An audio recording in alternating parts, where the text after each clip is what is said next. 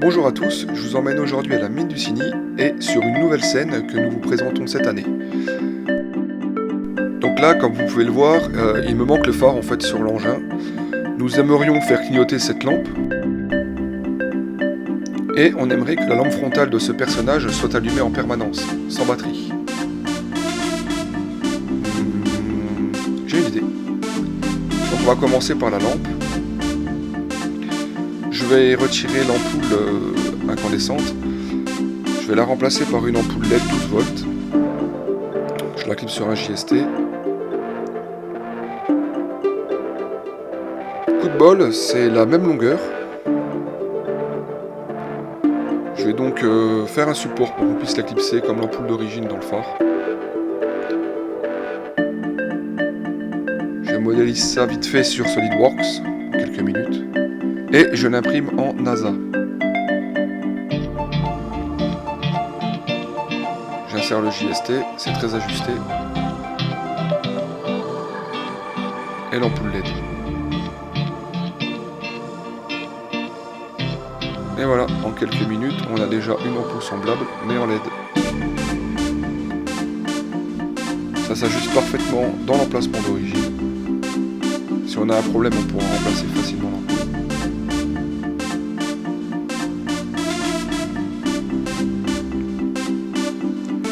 À présent, on va quand même l'essayer, voir un peu la puissance.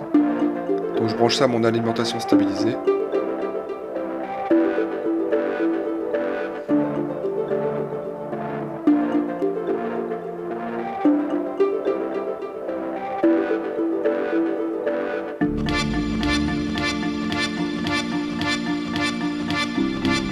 Et voilà, le rendu est parfait.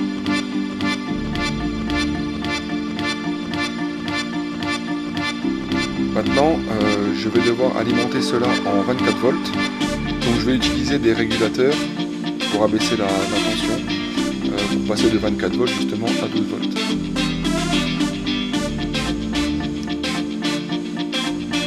Donc la première étape, bien sûr, c'est de déjà le régler avant de brancher l'ampoule. Donc je vais brancher le régulateur à mon alimentation stabilisée. Donc voilà que je suis en 24 volts. Et je vais pouvoir le brancher à mon multimètre pour régler la tension de sortie à l'aide d'un tournevis et d'un potentiomètre.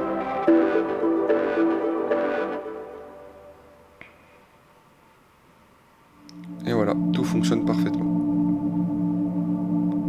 Je rajoute un connecteur pour pouvoir débrancher et rebrancher facilement sur place. Je vais ensuite isoler la partie électronique avec un spray isolant diélectrique. Et je vais fabriquer une boîte pour noyer en fait le circuit dans de la colle chaude. Cela permettra une résistance mécanique plus accrue.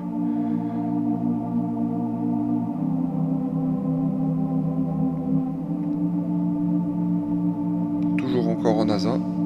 Et je remplis la boîte de colle.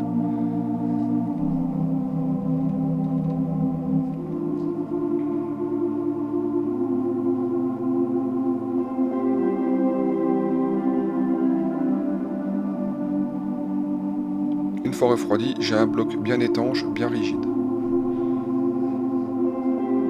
On va quand même vérifier que tout fonctionne encore bien. Et c'est le cas. Maintenant, on va passer à la lampe frontale. C'est une lampe d'origine minière, qui est utilisée dans le fond. C'est une batterie au plomb. Donc je vais tout laisser comme ça. Je vais juste récupérer les deux fils d'alimentation de l'ampoule. Et on va tester ça.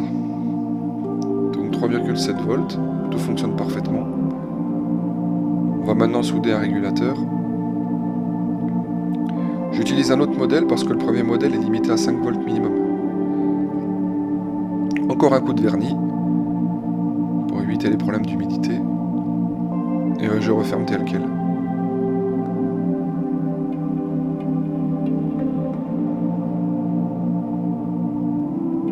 Et voilà, la lampe est allumée en permanence en 24 volts. Maintenant, je vais fabriquer le système de clignotement pour le phare rouge. Donc j'utilise un circuit intégré NE555, très connu, c'est une tempo très classique, très simple. Je Je commence déjà à réaliser le circuit sur une plaque de prototypage pour vérifier que tout fonctionne bien, que je n'ai rien oublié. Je passe ensuite par un MOSFET pour passer sur une puissance plus haute, car actuellement le circuit est en 5 volts et je dois passer sur du 24 volts. Donc là j'ai tout soudé ensuite sur une plaque de prototypage et ça fonctionne parfaitement.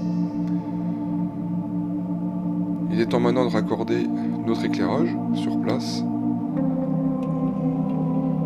Et voilà le rendu. Donc il s'agit là d'une première ampoule un peu trop puissante, je l'ai remplacée par la suite par une un peu moins puissante pour que ça n'éblouisse pas les visiteurs.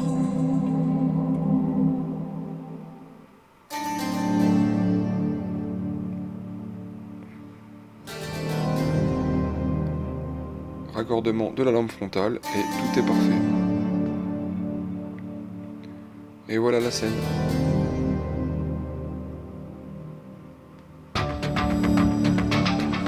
À présent, il est temps d'installer le système de clignotement. Donc là, on utilise un engin pour m'élever avec une nacelle. Je vous la fais court, mais voilà, le système est installé. Ça fait juste clignoter une ampoule et ça fait le boulot.